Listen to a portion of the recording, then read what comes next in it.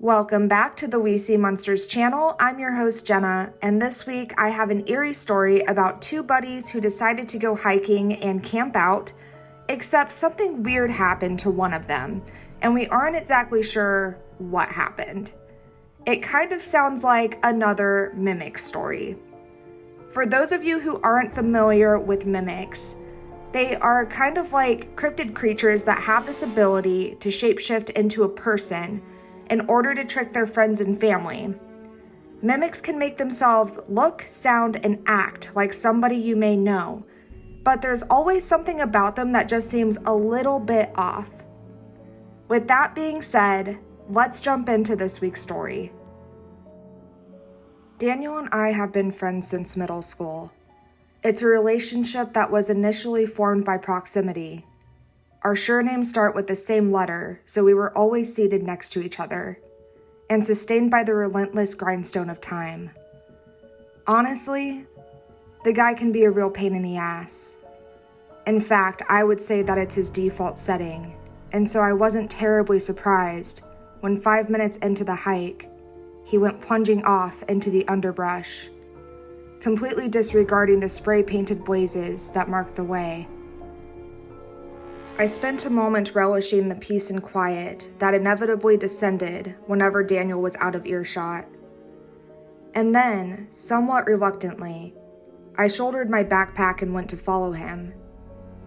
The guy has a lousy sense of direction and no clue about proper woodland behavior, and I didn't relish the thought of having to call the rangers out to rescue him.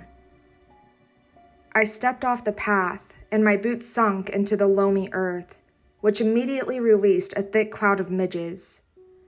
It took a surprising amount of effort to lift my feet from the clinging muck. I'd hiked up a mountain by myself and with others many times before. This was my first time with Daniel, though, and it wasn't a difficult hike. This was the first time I'd ever disregarded the trail. I wish I hadn't done it. It was easy to follow Daniel's destructive passage through the woods with broken sticks and trampled leaves littering his wake. If I stopped and listened, I could hear him faintly in the distance, whooping and shouting incoherently. The air was spicy with spilled sap and the musty odor of overturned stones. The trees moved in more closely together and curved over my head, their leaves blocking the sky. It was as if I were walking through a forest cathedral. Even the birds maintained a respectful silence. And then I realized I couldn't hear Daniel anymore. I stopped walking and strained my ears for the slightest sound, but there was nothing. How long had I been following this idiot? It couldn't have been more than 10 minutes, yet the air was suffused with a distinctly unreasonable chill. And I realized that I could no longer clearly see my hands in front of me. I shouted out Daniel's name, but my voice died in the still, humid air. Nothing to do but continue to follow his footsteps, now larger and deeper, and oddly distinct in the half-light of the forest. They led to a small clearing and then abruptly stopped, as though Daniel had been whisked up into the air. There was something small and gleaming in front of the last print, and I knelt down to identify it. A neat pile of bone-white pebbles, stacked with obvious care and intent. A cairn. I can't really describe to you the sheer magnitude of the dread that squeezed my throat and stomach in its iron fist. I tore my gaze away and up. Anywhere but that weird, evil little collection of stones. And I found myself gazing at what was hanging directly above my head. A shirt, jacket, and jeans hung neatly from the tip of an overhanging branch, swaying gently in a relentless breeze. The jeans had been tucked carefully into a pair of muddy hiking boots. Daniel's boots. A bright beam suddenly lit up the clearing and I spun around, afraid and disoriented. Daniel was shining his flashlight into my face. "Dude, Mark, are you okay? I was looking for you." Daniel peered closely at me, his face creased in an unfamiliar expression of concern. I began to tell him what I saw, managing to flail my arm upwards. Daniel followed my gesture with his flashlight, illuminating a branch bare of leaves or anything resembling clothing.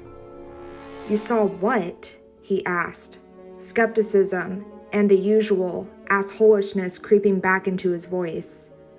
I managed to direct my gaze downwards and flinched involuntarily when I saw that the cairn was still there. "Oh, that," said Daniel, as he began to chuckle. "Like it? That's some Blair Witch shit right there, isn't it?" My unexplained dread was beginning to dissipate into annoyance at Daniel, and the more commonplace fear of being lost in the middle of an unfamiliar forest. "You're a fucking idiot," I told him. "Why the hell did you go off trail? Now I have no idea where the hell we are." "Don't worry," he replied, and began to walk briskly off. "The campground's only about 5 minutes from here." I followed him. What else was I supposed to do? It was so dark now that I could see nothing except Daniel's flickering light. He strode ahead in silence, occasionally sweeping his light back and forth across the ground behind him, for my benefit, I suppose. But something was very wrong.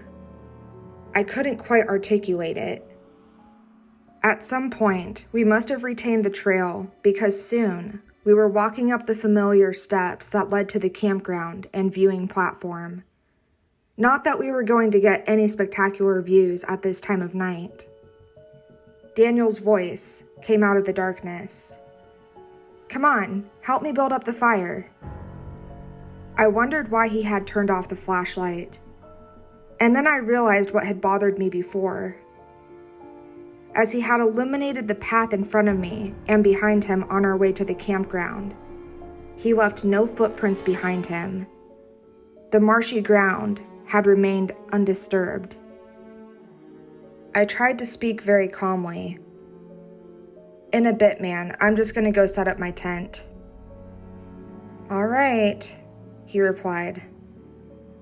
By some small miracle of muscle memory, I got my tent set up in the pitch dark in record time, and then I crawled in.